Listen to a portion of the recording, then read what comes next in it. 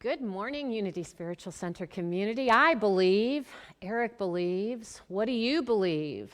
I believe that when we are a superhero to our community, even when the world looks upside down, as it did briefly with Eric there, that we as superheroes can turn it right side up. And so I want to give a big shout out of applause to the superhero in our community today, Kristen Harwell, who is here supporting our live stream and righted that video for us. So thank you, Kristen. Thank you all of you for being here today as we continue our series on how to be a superhero for your community.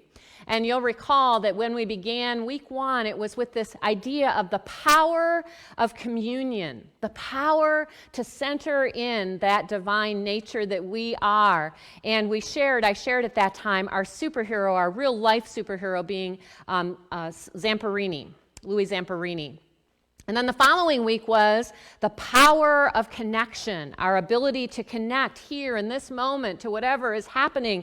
And our superhero that week, our real live superhero, was Chadwick Boseman. And then last week we talked about the power of compassion, the power to meet one another and to go through the suffering together. And of course our superhero was Father Gregory Boyle, who invites us out to the edges to meet with one another in that greater community, to lift one another up. And today we have the power of community. Each of those weeks, I've also been sharing a real-life pop culture superhero. So we began with Superman flying in from outer space and landing here and being that superhero with his supernatural powers. We talked about the Black Panther, a current, very modern superhero. Last week, we talked about Batman and Robin. And this week, I'm bringing you a superhero that I'm imagining you may not have heard about before. Because that superhero is called, wait a minute, I want to get the name right. Oh yes, Super Sikh. Deep Singh is his name. Back in 2016, a couple of individuals of following Sikh spirituality, went to the kids in the Sikh community and asked them who their superheroes were. And of course, they heard a variety of names, just like these names that I've already mentioned. But then they asked the children, what would it be like if you saw a Sikh superhero? And their eyes lit up. And so these couple of individuals, Supreet Singh Manchanda and Eileen Alden, developed the first Sikh superhero back in 2016 with a Kickstarter campaign. Their intention was to raise $5,000 to start this comic that would involve this superhero of Sikh religion. And within 24 hours, they had raised that $5,000. And within a month, they had raised $22,000. And the Super Sikh superhero was born. Deep Singh is a Sikh individual. He wears a turban and he fights the Taliban in Afghanistan. And so he is a super warrior, a warrior saint that shows up within the Sikh belief system, where they are very much about injustice and fighting injustice. And so our pop culture superhero today, Deep Singh, is a Sikh person with superpowers, but just like I shared with you, I'm wanting us all to get the understanding that those superpowers, which are typically supernatural superpowers, it's not beyond our ability to be a superhero, even if you don't think you have that superpower.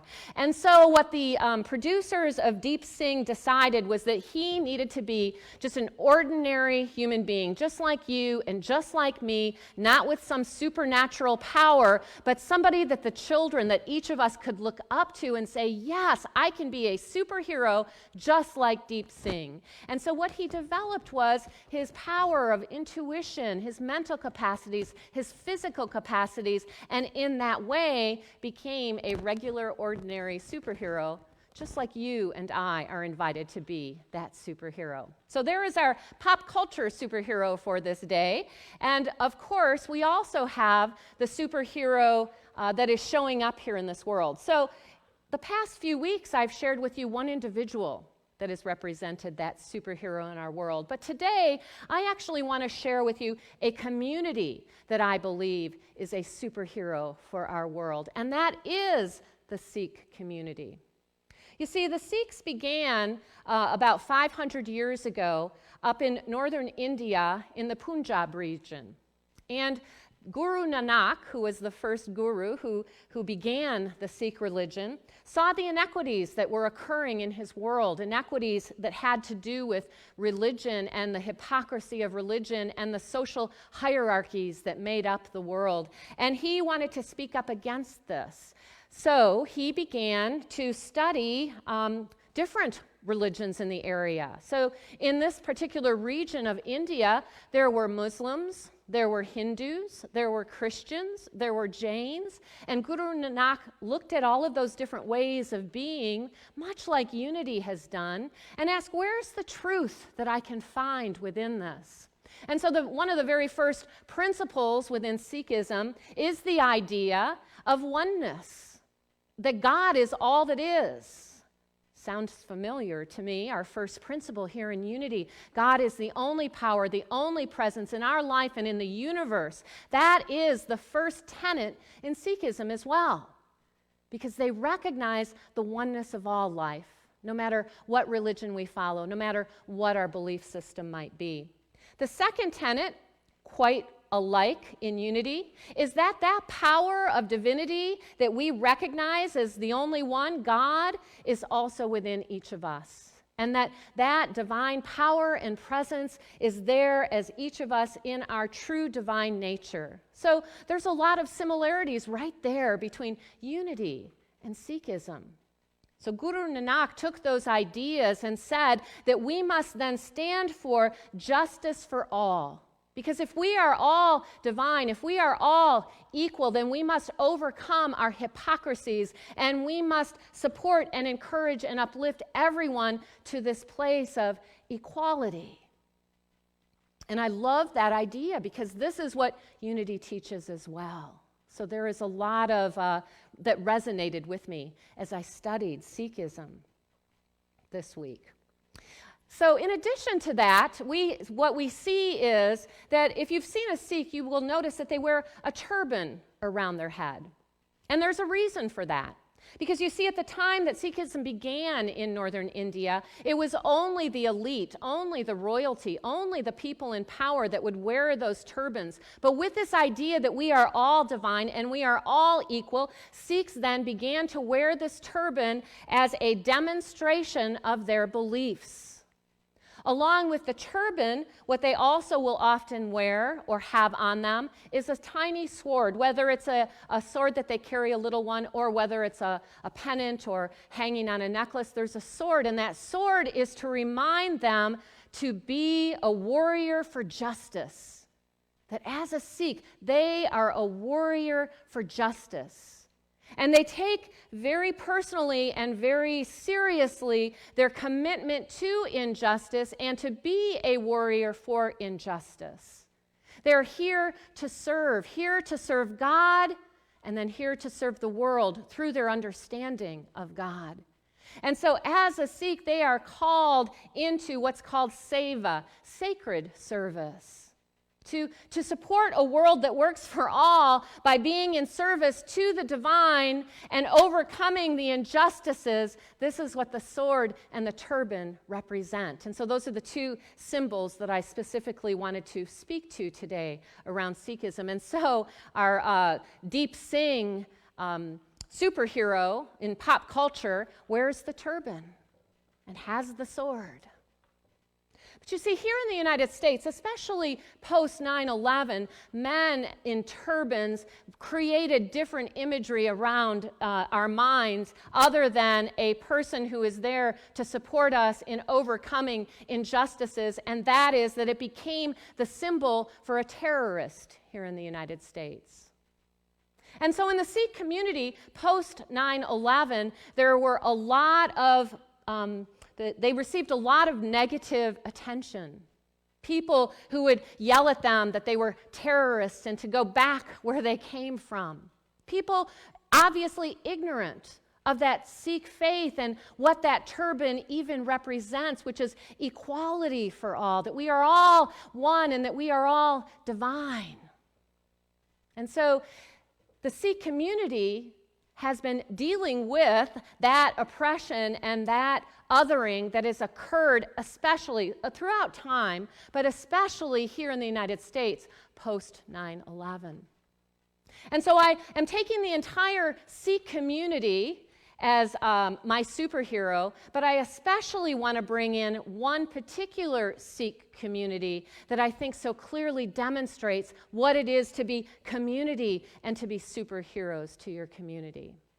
And that community is Oak Creek, which is a Sikh community outside of Milwaukee, Wisconsin, where they have a Gurdwara, their holy sacred temple. And some of you might recall that back on August 5th, 2012, an individual came onto the grounds there of their Gurdwara. And you've already heard me say that they are welcoming and that they are inclusive. And so when the two men who were outside of the Gurdwara that day saw this man who was a stranger that they didn't know walking through the parking lot, they invited him in. They said, "Brother, come and have tea with us." But unfortunately, tea wasn't on this person's mind. And those two men were shot and killed. And in the end, 6 people within that Gurdwara were shot and killed. 4 others seriously injured. I saw a video this week of Valerie Kaur, who goes with her brother 5 years later in 2017, where they are honoring that day, August 5th, 2017, honoring the 5-year anniversary since that took place. And what I saw was a community that came together in love and in kindness and in compassion and in forgiveness with this idea that they have in the Sikh community of, wait a minute, I want to get it correct again here. I don't want to give you the wrong word. Kardikala is what it's called, and what Kardikala is, it's the spirit of Kardikala, which is to quiet the impulse to anger and revenge and cultivate an ethic of acceptance and grace, and most importantly, to embolden us to organize and to not give up. Kardikala. And this is what, as Valerie Kaur was walking through the Gurdwara and sharing all of these ideas, this is what was foremost in her mind. Kardikala. That it's not through revenge, it's not through hate, it's not through anger that we reconcile, but it is through this ethic of acceptance and grace and allowing ourselves to be used by the divine.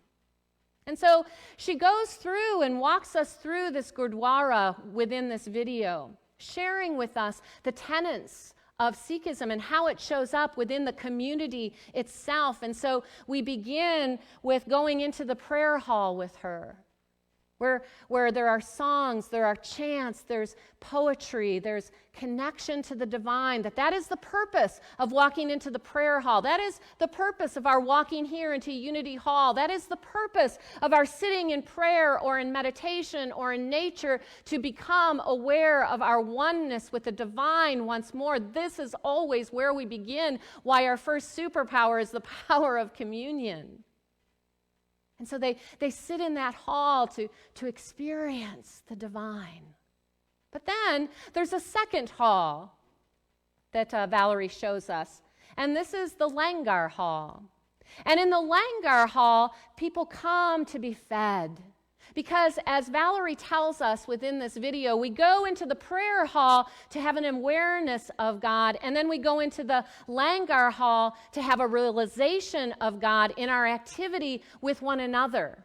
And so the Sikh communities are known for putting on these langars where you can come in. You don't have to be a part of their temple, of their religion, of their understanding to come in, and we will feed you. And everyone in that langar is equal.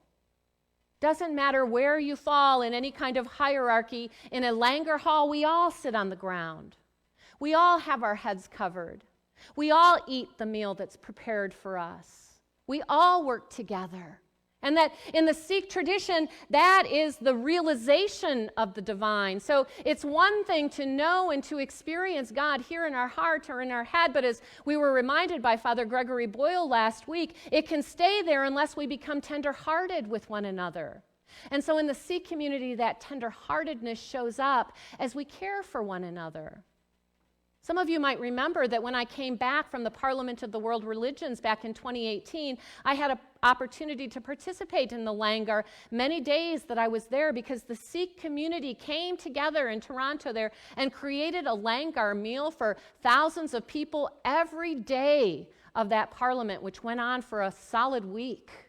Because this is what they do. They care for community. As Valerie walked us through and showed us the Gurdwara, she shared with us that typically when something like this happens, when there is such a tragedy that occurs and the FBI comes in and they do their work, they will also do the cleaning up of what's happened. However, in this particular Sikh community at Oak Creek, the community itself said, no, we will take care of the after effects of what happened. And as a community, they all came together, and together they cleaned that Gurdwara, restoring it. And most of the bullet holes that were there were eliminated in that repair and in that cleaning. But as you walk into the prayer hall, they left one bullet hole there. And under it is a gold sign that says, "We are one." And it's the reminder that in spite of somebody's intention to divide, to separate, we remember that we are one. And in that, we experience that idea of Kardikala.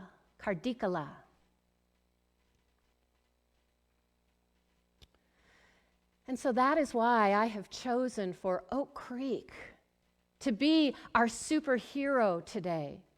Maybe not an individual superhero, but a great superhero as a community. Because somehow, some way, they found it within themselves to come back together with hope, with forgiveness, in community, recognizing oneness. And in that way, they have expressed for us how to be a superhero, not only of their individual community, but of our greater community as we see them as that example. And I think it is a very powerful example. I found this week in a website, and this was coming from the University of Kansas, and it is on their website that says Cultural Competence and Spirituality in Community Building from the Community Toolbox. So that's what the website is from. And when we talk about spirituality in community building, they have a very specific definition of what that is that I want to share with you. Spirituality refers to the qualities that inspire us to do what is right and good for ourselves and others.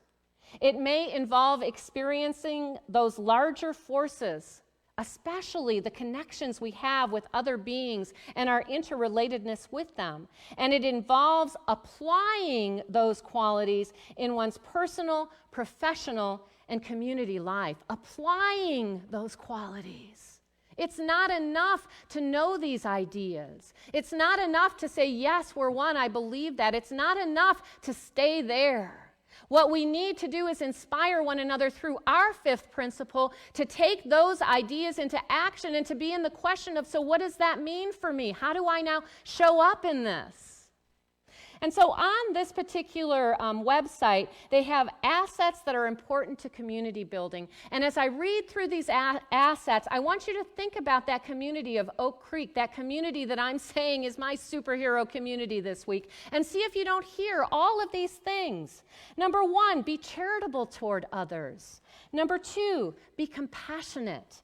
Number 3, forgiveness and reconciliation. Number 4, appreciation and gratitude. Number 5, spreading hope. Number 6, sharing hospitality. Number 7, practicing humility. Number 8, advocating for justice. Number 9, patience in enduring trials. And number 10, showing tolerance and acceptance.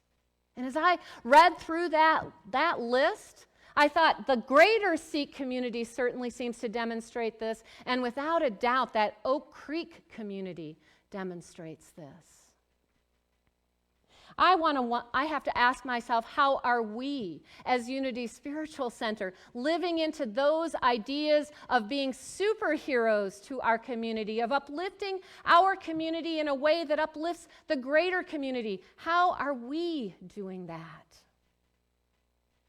One of the things that I am aware of in this story of Oak Creek is that the young man who went in and was responsible for the massacre, his name was Wade Michael Page.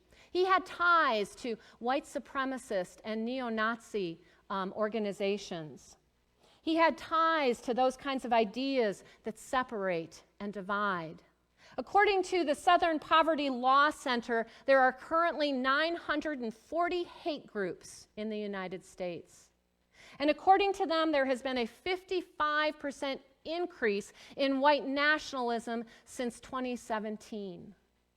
Now, I share this because we are living in a world where we get to experience othering, separation, those hierarchies. And we as a community and individuals within our community need to be asking ourselves, how do we respond to this, taking our fifth principle in action, right? How do we then respond as that community at Oak Creek responds so beautifully, as the entire Sikh community responds to injustice? How do we then respond to injustices?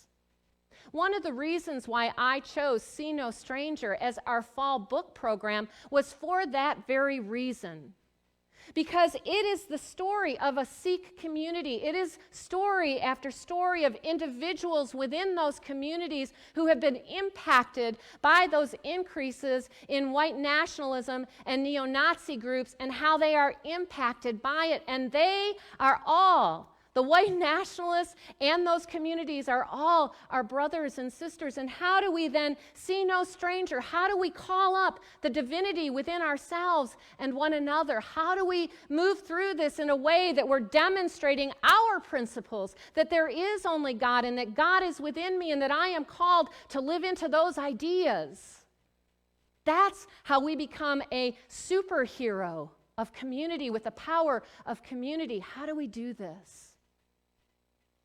And so I recognize and realize, and I'll say it again, I said it last week, that this particular fall program book is a different fall program book than we have ever done. Because guess what? These times are calling for different approaches from us. We sing at the beginning of service during this series, we are the ones that we've been waiting for. We are the ones that can make a difference. And I'm telling you that I am so clear in my mind that if I stay with that beautiful idea, doesn't that make me feel good, but never take action on it, I will not be showing up and doing what is mine to do. So then what does it look like? What does it look like in the face of the injustice to show up and do what is mine to do? It looks like coming to a deeper understanding of the different experiences that people have in the world. It looks like keeping an open mind and asking myself, what do I have to learn here? That was one of the things that I found out about the Sikh. The word Sikh comes from the Sanskrit, and it means learning, to be a learner. So I want to be a learner in this life. I want you to be a learner in this life. I want our community to learn together, and sometimes that means that we have to look at the stuff that's really hard to look at. The places that we continue to other, the places where injustice continues to show up. If we are the ones that we've been waiting for, then we have to be the ones willing to show up and do the work, so that we can be that superhero community that has all of these qualities of forgiveness and compassion and understanding. All of those qualities that I saw so clearly, reconciliation, being compassionate, sharing hospitality, advocating for justice, enduring trials, being patient and accepting with one another. There is no doubt that this particular fall program book will push buttons. I'll talk some more about that next week. But what I'm inviting you to hear today is that as community, if we are the ones we've been waiting for, we have to find our way through that. And if we can do that with one another, with small group discussions about a book that pushes our buttons and talk about how do we move through this together, then I have no doubt that we will get bold and we will get confident and we will get courageous to be that out in our world. And maybe we won't have the turban on and the sword that tells people this is who we are, but maybe people will see it through the actions that we take and the words that we share. So I'm inviting you into the idea, especially if you've been resisting this particular fall program book, to step into it, to say, I'm willing. I'm willing to read, I'm willing to learn, I'm willing to understand, and I'm willing to discover what is mine to do in the face of all of this. And together, we will practice what it is to be a superpower of community. So we do have practice here, our spiritual practice for this week, considering how you can be how being in community can be a spiritual practice. How is being a part of Unity Spiritual Center a spiritual practice for you right now? How can you be a superhero for your community? How can you be in prayer for your community, extending understanding to someone in your community, sharing hope with your community, advocating for justice in your community? These are the ideas that I want you to take on this week.